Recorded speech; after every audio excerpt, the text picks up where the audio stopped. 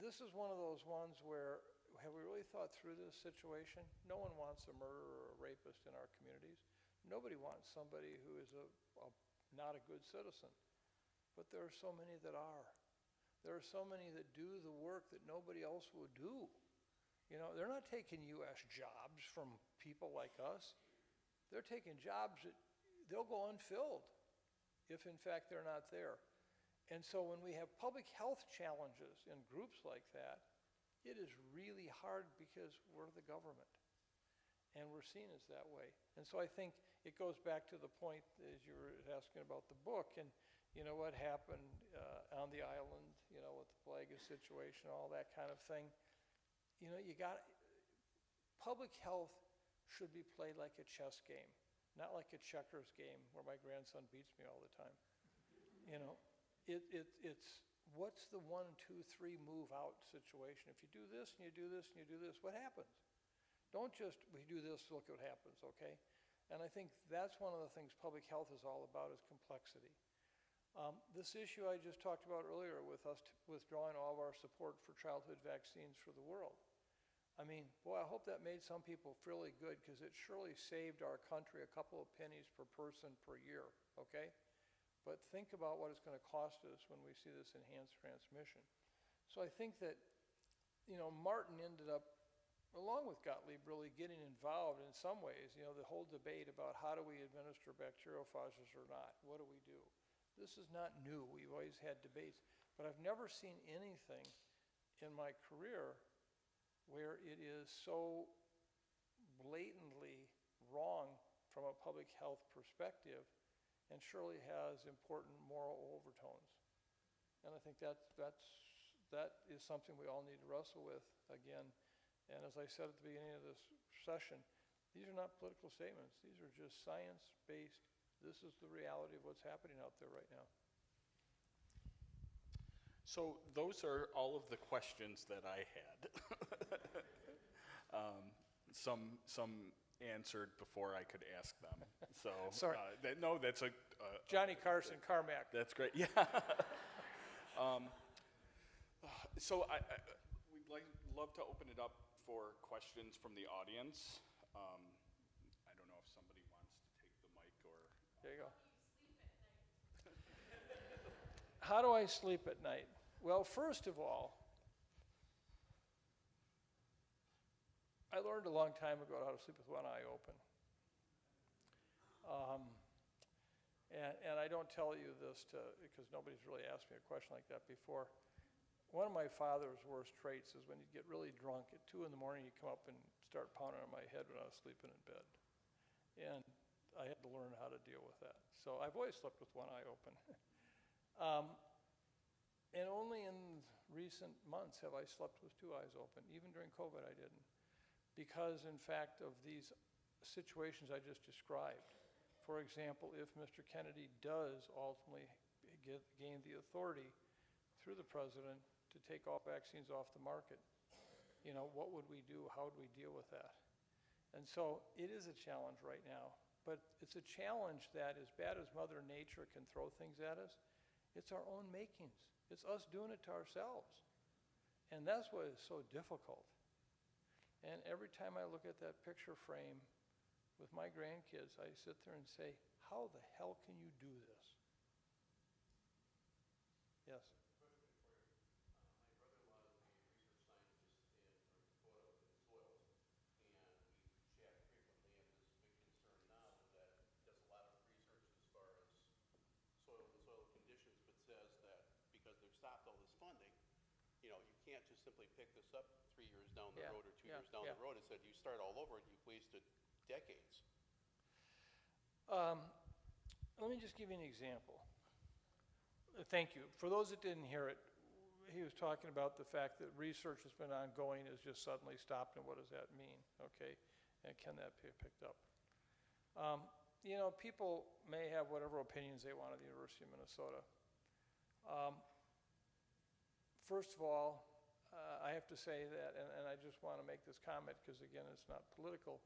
We have a president right now who's an emergency room doctor who'd spent 25 years doing gun violence epidemiology.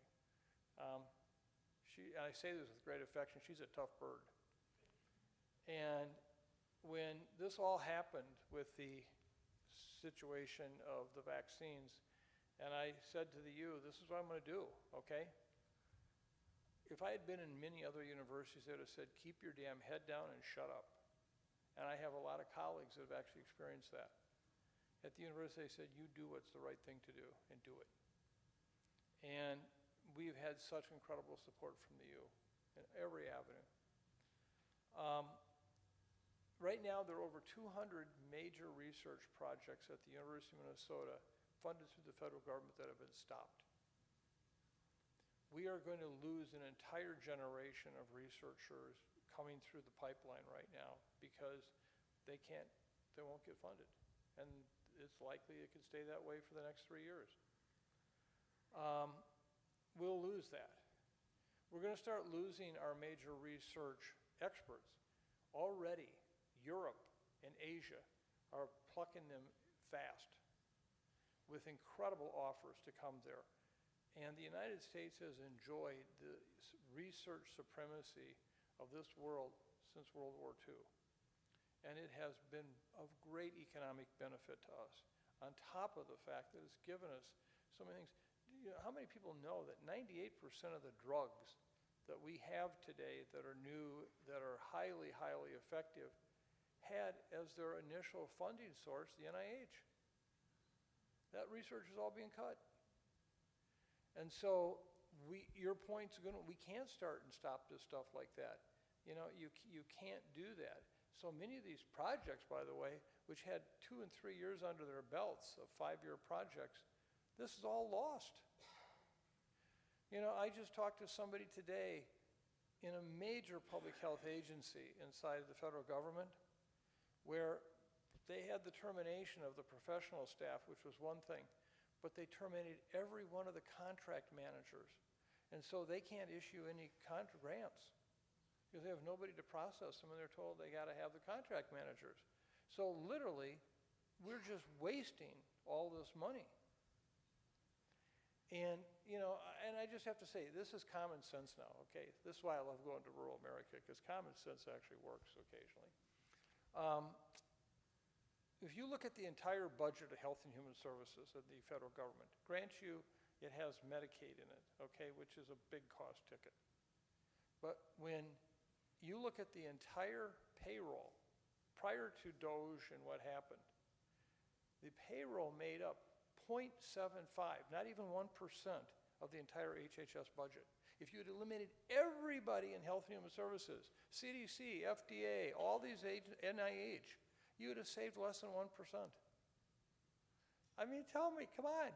If I went to Harvard Business School, do you think I could get an MBA putting that one forward for a proposition? And so I think that, to your point, we don't realize yet the long-term cost that this is going to bring us. It's going to be substantial. And, you know, we made a choice, and we're going to have to live with it. But I hope that we can minimize the damage, and that's what people like myself are trying to do right now. You know, I can't stop that tsunami from coming, but hopefully we got a strong enough seawall that we're not going to all go flooding into the ocean. So thank you. Pardon? We're only 6 months Yeah. into this Yeah. mess. I'm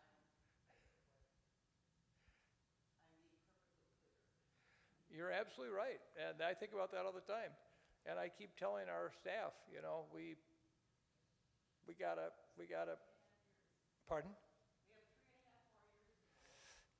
Well, if we can do things like we just did, I think hopefully that will help us in the sense like I'm talking about the vaccine project that we're talking about. You know, get creative, find new ways to get around the system.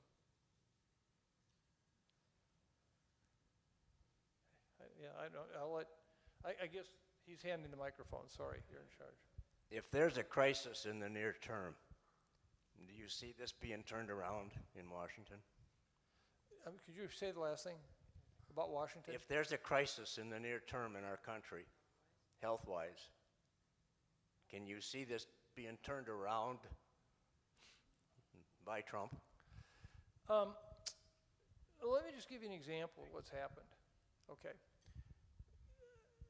This one's a very near and dear to my heart issue because I've been on this for a long time. As I talked about earlier, influenza is surely one of those viruses that not only causes ongoing seasonal illness and death, it's substantial. By the way, just to give you an idea in that, we lost over 250 kids, young children, from influenza this last winter, okay, who died. And we've always known that an influenza pandemic would run rampant, potentially much worse than we even saw with COVID. And the one thing that would save us from that is a vaccine that was readily available, that was safe and effective. Now, the vaccines we have right now are not that effective. They're still good. They give you 4 to 6 months, maybe 8 months of protection, maybe 55, 60% protection, 80% maybe against hospitalization. But that's a lot better than 0, 0, 0, and 0. But the problem is, using today's current technology for making these vaccines, using largely embryonated chicken eggs, the same process we used 50 years ago, we could only make enough vaccine in 18 months after a pandemic began to vaccinate about 2 billion people on the face of the earth. There's 8 billion people. Well, it turns out that the mRNA technology, this new technology that actually is not new in the sense it was actually, had been researched for more than 15 years before COVID. It was a leading one. The Mayo Clinic's been one of the groups working on a cancer vaccine with it. This does have a lot of potential. And if that vaccine were available, a flu vaccine made by mRNA technology, we could actually make enough vaccine in about 18 months for much of the world, which would have a big impact. There was a major research project put into place in the Biden administration just before the end of it to actually research this issue, to make sure that we had all the homework done, that we could in fact quickly scale up mRNA vaccine technology and that it would be effective. That entire program was gutted to zero by this administration. So there is no research going on right now, none, on a flu vaccine. So just mark my word, if a flu pandemic emerges, remember what I said, you're going to be spending months to years to get a dose of vaccine that could be effective against a very, very, very serious virus. And it's just because we did what we did. So I don't know what will turn around in Washington, D.C. right now. I don't know. Yes? Since you're already sleeping with both eyes open, there's another Sinclair Lewis book you might want to look at to get a different perspective than when you may have read it 40 years ago, and it's called It Can't Happen Here. Yeah. And the reason I say that is we always talk about the book, when I hear it spoken of since 2016, as us descending into what happens here that shouldn't have happened. But the book does, in a way, have somewhat of a happy ending. And I'm wondering whether if people like yourself would take the time to read the book again, it might give some solace and some strategies and some sense of watching when the would-be dictator falls, and that looking for moments. And so, and to get back to the other gentleman's question about, is there something of a crisis that can then be leveraged so that we can get back to people recognizing that experts are not lying to you all the time and that things change. During COVID, it wasn't because the CDC was lying, it was because they were learning more. And so I think America's learning just as the importance of immigrants to be more positive. I think that we might find again some confidence in the hardworking people like yourself and all the people at CDC and all these public health people, that if we do have to face a crisis, there might be a way out. Challenge accepted.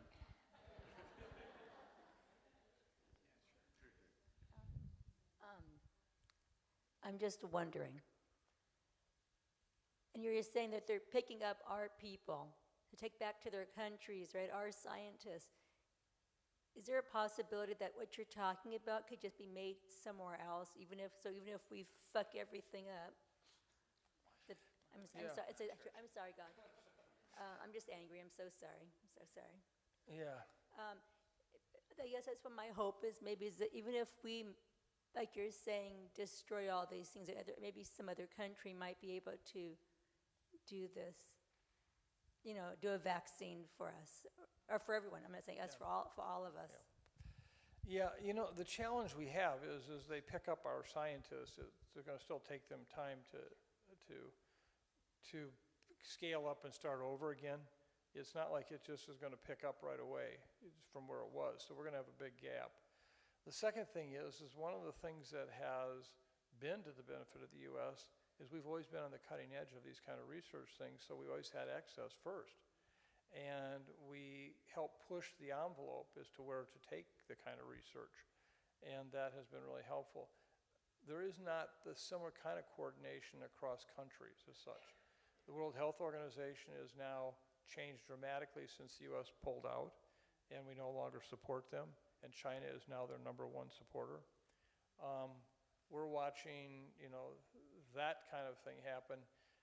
So all I can say is that hopefully these countries can help us in some ways, but I got to tell you, and again, one of the points in my introduction that wasn't there, I'm a member of the Council on Foreign Relations, and I'm very actively involved on international policy issues. And I can tell you, we'll have to get in line for vaccine in a future pandemic that before we were the front of the line. And I think people just aren't prepared to understand that yet, that we have not ingratiated ourselves to almost any country in the world out there right now. And we have a very different collaborative policy right now than any time I've been aware of.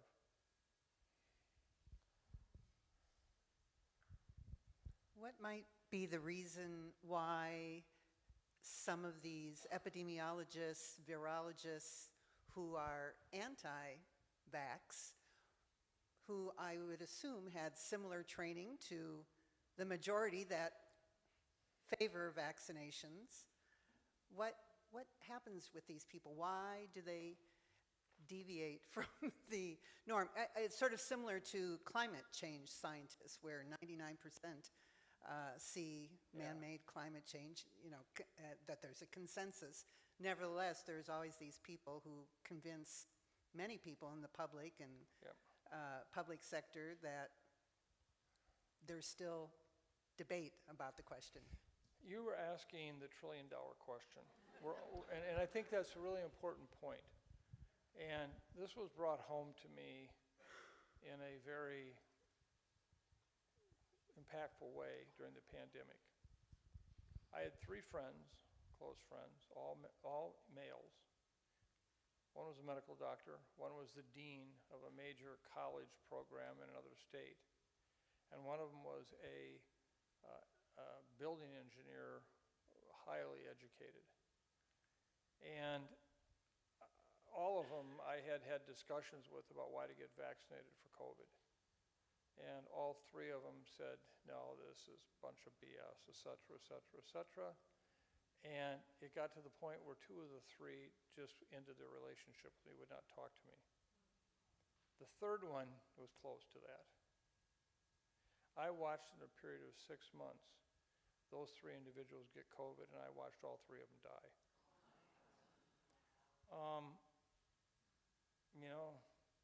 Why?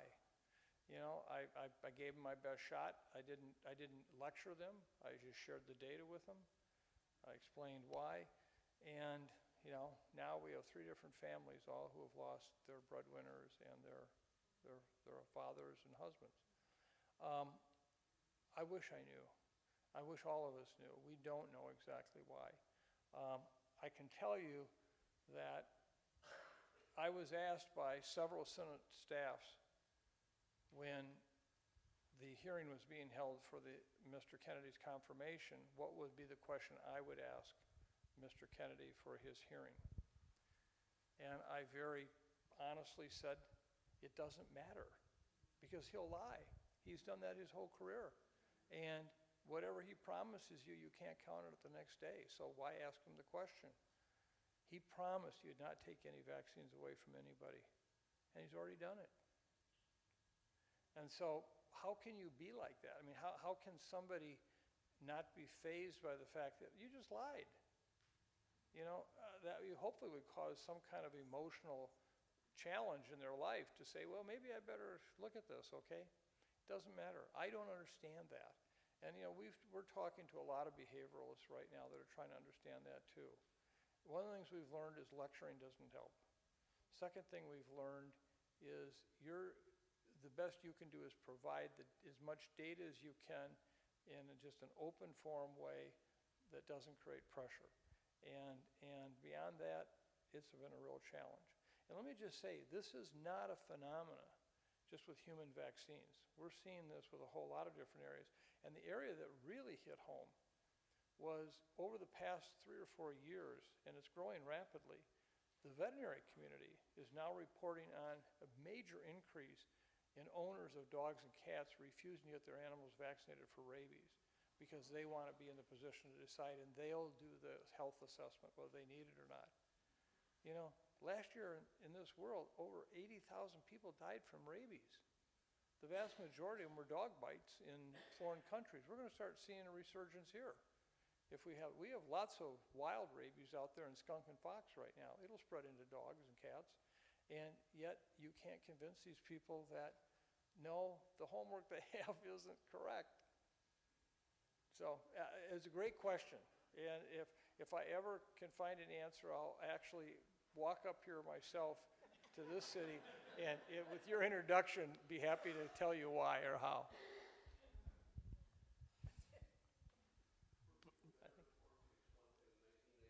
Pardon?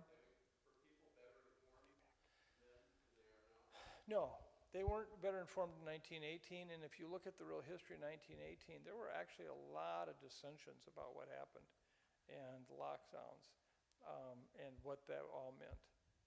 There were a few places like Gunnison, Colorado that literally locked up their entire city for 2.5 years, and they didn't have an outbreak. But generally speaking, there was a lot of angst that occurred with 1918. So. And I might add that 1918 also, because of the war, was another issue. And if you today go to France, to the battlefields from World War I, it is stunning. By far, the vast majority of people from the United States that are buried there died from flu, not from the war. Well, I think, are we done here? I feel like I'm keeping you all here. I think there's one over here. Maybe we'll make it here. Back here. Before, I just want to ask, how much sunlight did we get in Minneapolis today? Boy, that's a good question. I don't have it. I can tell you right now we're losing sunlight at about 1 minute and 20 seconds a day. Okay, I can tell you that much right now. But I don't remember what time sun's. I love these days right now, okay? We'll get to you. He just handed the microphone to somebody, and we'll get to you next. Okay, thanks. It sounds like you've had your share of confrontational meetings with people. And I'm curious with anyone you were visiting with who disagreed with you and then at some point later on in the future came back and told you that they realized they made a mistake, and how, if you could comment on what drove maybe that person to change their mind and how that felt for you. Thank you. I think one of the challenges we have is, why does anybody become anything? Let me give you, why do you join a certain church? Why do you want to do certain things in your life? What is it that makes you want to, basically be a hunter or any number of things? It starts early in life. And when you ask people, why did you get to this? Why are you a Lutheran or a Catholic or a non-believer or whatever? Did it start at 2 years of age, 4 years of age? Was it your parents that influenced you? What is it? And what we're realizing, a lot of value acquisition is not well understood, when it occurs or how it occurs. And I think that, we have families right now that are really divided over what happened with COVID. I had a historian of the Civil War somebody quite notable, we were discussing one day what COVID had done. And he actually said to me, he said, I finally understand now what it was like to have families where half the sons went to fight for the North and half went to fight for the South. And the conflict that occurs. We saw that with COVID. We see it even now with these things. So I don't have a good answer for you. I can honestly say I welcome anyone who will just have a discussion. So they don't have to come to my point of view. I would be very willing to sit down and in a non-judgmental way to have that discussion. It's like the 3 individuals I told you about that all died. I would have done that too. I just don't think that people change much. Somebody doesn't change their religion, for example, just based on a Friday night out on the town. What is it that makes you do that or not do that? And what is it that makes you form those opinions, those ideas, those beliefs and values about what I think about public health or the action take there? And I'm not smart enough to know that. And I know a lot of my colleagues have to acknowledge the same thing. Thank you. Yes. So I have a comment and a question. My comment is this: we can no longer rely on the federal government for reliable healthcare information. Therefore, we're going to have to rely on enlightened state governments like Minnesota. So thank you for that. Thank you. Here's my question. You have a truckload of bacteriophages. It works in the lab. You're called to go to St. Hubert's to manage the plague.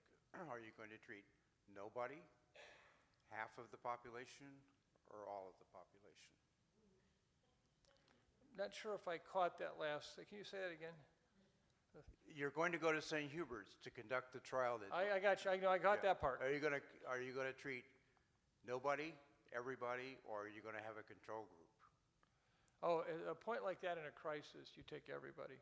I have no doubt about that because if I have enough information that it might work and I have enough information on toxicity, it won't kill you, I'll do it. I've done it. Some of you may recall back in the mid-1990s, in 95, we had a large outbreak of meningitis in Mankato, Minnesota, in the Mankato West School. We had 11 cases, 1 child died, all within days, several days.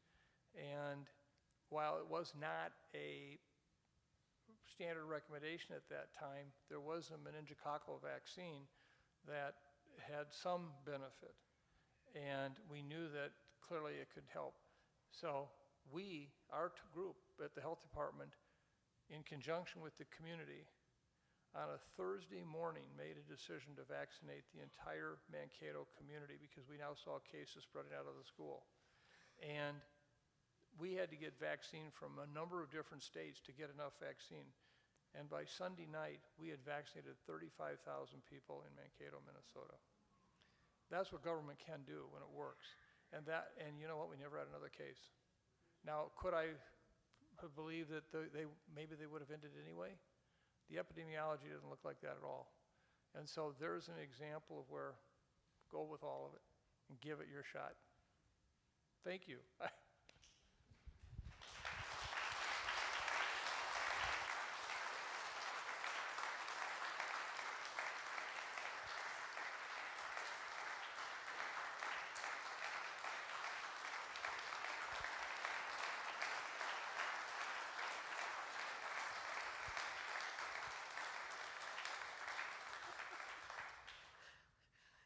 I'm Sally Perry. I'm the executive director of the Sinclair Lewis Society, and on behalf of the society and Ralph Goldstein, the president who was responsible for setting this all up, I'd like to thank you for all your really incisive comments and kind of talking about what we might be looking at for the next 3 years, 4 years, 10 years, given what the problems. We do have a reception out here where we can talk a little bit more informally. The Palmer House has very kindly set that up for us. And thank you, Shaun, for doing such a wonderful job of talking to Mike and eliciting so much interesting information. So let's give Mike another round of applause, and thank you for coming.